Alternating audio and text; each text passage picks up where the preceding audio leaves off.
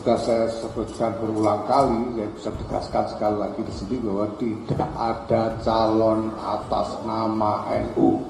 Saya ulangi ya, tidak ada calon atas nama NU. Masih perlu diulangi lagi dah ini. Jadi kalau ada calon itu ya atas nama kredibilitasnya sendiri, kapasitasnya sendiri, track recordnya sendiri, dan seterusnya. Muslimat NU nyatakan dukungan pada Prabowo Gibran, ada yang tunggangi. Pentolan NU Gus Rofi'i beri peringatan tegas, jangan gunakan Muslimat NU untuk mendukung capres. Tidak ada capres atas nama NU. Apa ngono ora ngerti? Pak Prabowo Subianto calon presidenku. Ya, jangan lupa coblos nomor 2.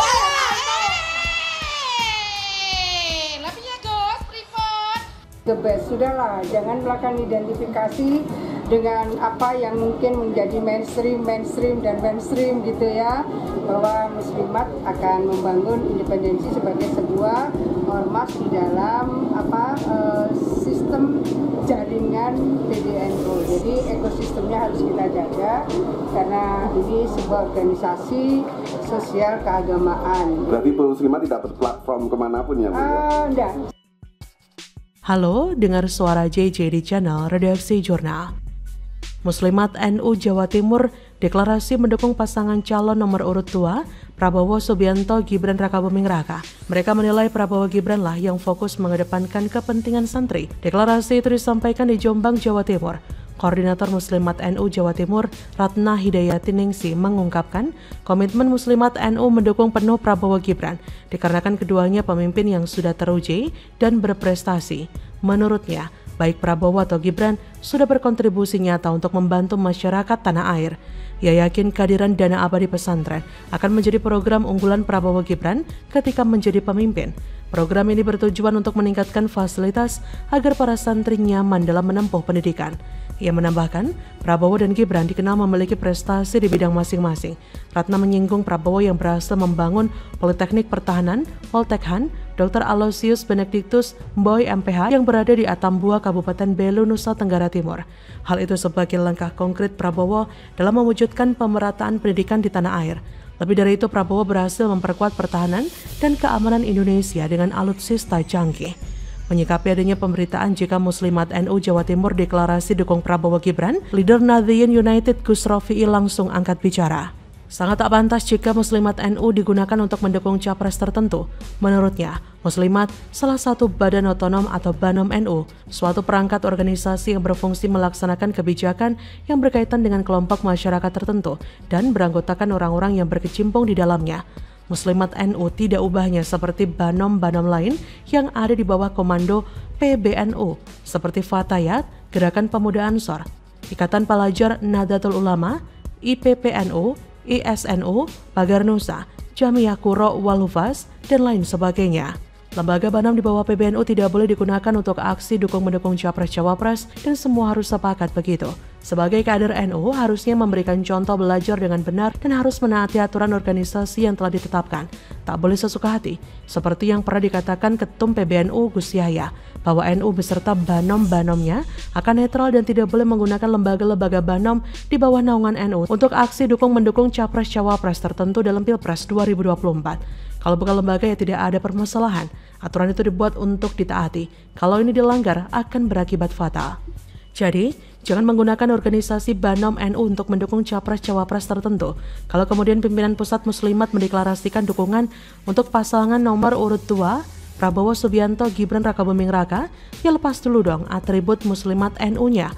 Bolehlah mendukung capres-cawapres tapi atas nama pribadi. Jangan sampai atas nama BANOM NU mendukung penuh Prabowo Gibran, karena ini secara langsung akan berdampak pada pengurus yang ada di bawahnya. Khofifah Indar Parawangsa diduga telah menyalahgunakan jabatannya sebagai Ketum Pengurus Pusat Muslimat NU. Hal ini sangat berhubungan dengan politik. Khofifah bukan tidak paham aturan main di organisasi BANOM NU, tapi beliau ini orang politik. Tentunya akan berhubungan kepada siapa beliau memberikan dukungannya. Saat menjadi Gubernur Jatim, Khofifah didukung salah satunya Partai Demokrat. Demokrat sudah memastikan dukungannya ke paslon nomor urut 2, Prabowo Gibran. Ya bolehlah, tapi jangan membawa Muslimat NU untuk mendukung Capres-Cawapres Prabowo Gibran. Sekali lagi ingat pesan Ketua Umum PBNU, dilarang membawa-bawa organisasi NU untuk politik praktis. Pengurus NU di semua tingkatan agar tidak membawa organisasi NU untuk kegiatan politik dan politik praktis. Gus Yahya akan memberikan sanksi yang melanggar. Gus Yahya mempersilahkan bagi pengurus untuk mendukung Capres-Cawapres atas nama pribadi, tidak boleh membawa-bawa organisasi NU. Bagaimana menurut Anda? Tanggal 4 Desember kemarin, saya juga heran loh, kok opsinya jadi opsinya ya bukan melalui mekanisme pemilihan langsung oleh rakyat, gubernur dan wakil gubernur gitu kan, kok malah dipilih. Itu sempat terjadi perdebatan di balik nggak sih Pak Masinton terkait? Ketika saya disodorkan draftnya seperti itu, saya bertanya loh, saya sampaikan ini kan draft usulannya datang dari DPR. Iya kan, tentu karena datang dari DPR, ya kita buat sesempurna mungkin dong. Kenapa kok malah ini dipilih? Gubernur itu kok malah ditunjuk, bukan dipilih langsung oleh rakyat seperti dalam undang-undang existing selama ini kan, Undang-Undang 23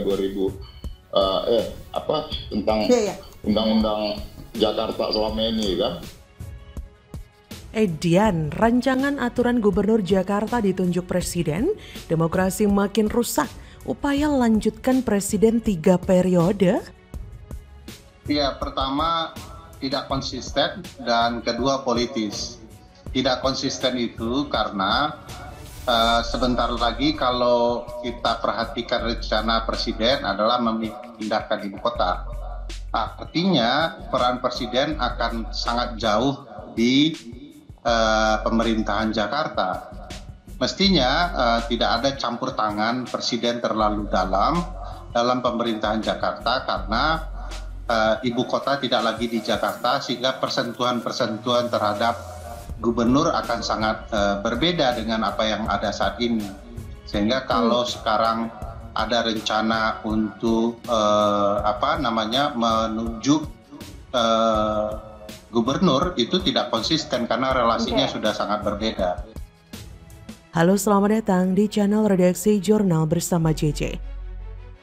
Berbagai kelompok politik dan masyarakat sipil Indonesia mengkritik sebuah rancangan aturan yang dianggap tidak demokratis, yang memungkinkan Presiden menunjuk langsung gubernur dan wakil gubernur Jakarta yang saat ini dipilih melalui pemilihan kepala daerah. Dewan Perwakilan Rakyat DPR pada Selasa 5 Desember bersepakat untuk menginisiasi pembahasan rancangan Undang-Undang Daerah Khusus Jakarta RUU DKJ yang bertujuan menjadikan Jakarta wilayah administratif khusus dan kota komersial setelah ibu kota Indonesia pindah ke Nusantara pada 2024 nanti. Ketua Umum Yayasan Lembaga Bantuan Hukum Indonesia YLBHI Muhammad Isnur mengatakan RUU DKJ sangat berbahaya bagi masa depan demokrasi Indonesia karena bisa menghilangkan hak partisipasi warga untuk memilih pemimpin mereka yang baik. RUU DKJ menurut dia juga mendiskriminasi warga Jakarta karena mereka tidak akan dapat memilih pemimpin secara langsung seperti provinsi-provinsi lain. Ini juga menandakan sebuah praktik otoriter rezim pemerintahan Presiden Jokowi, DPR, dan fraksi-fraksi yang ada. Semua fraksi di DPR kecuali fraksi PKS setuju untuk memulai pembahasan RUU DKJ dan menargetkan pembahasan rampung pada 15 Februari 2024 atau sehari setelah pemilu. Draft RUU DKJ bertanggal 4 Desember 2023 yang diterima Benar News menyebutkan rancangan tersebut mengandung 12 bab dan 72 pasal. Pasal 10 ayat 2 memuat ketentuan bahwa gubernur dan wakilnya ditunjuk, diangkat, dan diberhentikan oleh Presiden dengan memperhatikan usul atau pendapat Dewan Perwakilan Rakyat Daerah. Rancangan aturan ini juga menyebutkan setelah tidak lagi menjadi ibu kota Indonesia, Jakarta akan menjadi pusat perekonomian nasional, kota global, dan kawasan aglomerasi. Jakarta akan menjadi pusat perdagangan, pusat kegiatan layanan jasa dan layanan jasa keuangan, kegiatan bisnis nasional, regional, serta global, menurut RUU tersebut. Direktur Eksekutif Lingkar Madani Ray Rangkuti mengatakan aturan tersebut tidak demokratis dan membuka jalan bagi anggota keluarga Presiden Jokowi untuk menjadi gubernur Jakarta. Sekarang saja Gibran bisa menjadi cawapres dengan menabrak etika konstitusi, apalagi RUU DKJ yang nantinya disahkan melalui DPR. RUU ini seperti juga melancarkan upaya jabatan Jokowi 3 periode yang semakin langgeng lewat jabatan anak-anaknya. Ray Rangkuti mengatakan potensi naiknya anggota keluarga Jokowi menjadi gubernur DKJ nantinya bukanlah isapan jempol semata, karena RUU ini disahkan saat masa jabatan Jokowi belum berakhir. Jadi sangat mungkin anggota keluarganya untuk jadi gubernur DKJ, seperti Gibran yang sekarang menjadi calon wakil presiden. Direktur Eksekutif Indonesian Political Opinion, Deddy Kurniansyah mengatakan RUU DKJ terkait penunjukan gubernur oleh presiden layak dicurigai sebagai upaya politik yang buruk. Menurut Deddy, Jokowi akhir-akhir ini sedang terkesan menguasai banyak persoalan politik, mulai dari keputusan Mahkamah Konstitusi yang membuka jalan majunya Gibran, hingga soal Jokowi menaikkan keputusan yang membolehkan peserta pemilihan presiden tetap memegang jabatan publik. Bisa saja RUU DKJ menjadi cadangan jika kekuasaan keluarga Jokowi gagal diteruskan oleh Gibran. Maka Gibran bisa ditunjuk sebagai gubernur DKJ. Kaisang dan Bobi sekalipun memiliki peluang yang besar. Dari menilai penunjukan gubernur lebih tepat diterapkan di ibu kota Nusantara, bukan Jakarta. Pengamat politik Universitas Al-Azhar Indonesia, Ujang Komarudin, menilai hal yang sama. Ia menilai aturan ini merupakan tirani regulasi. Ujang mencium aturan ini merupakan kehendak Jokowi agar gubernur dan wakil gubernur DKJ ke depan adalah bagian keluarganya. Pengamat politik Universitas Paramadina, Hendry Satrio, menjelaskan peraturan ini adalah bentuk kemerosotan demokrasi dan regulasi ini berpotensi menjalar ke daerah-daerah lainnya. Jadi, bagaimana menurut Anda?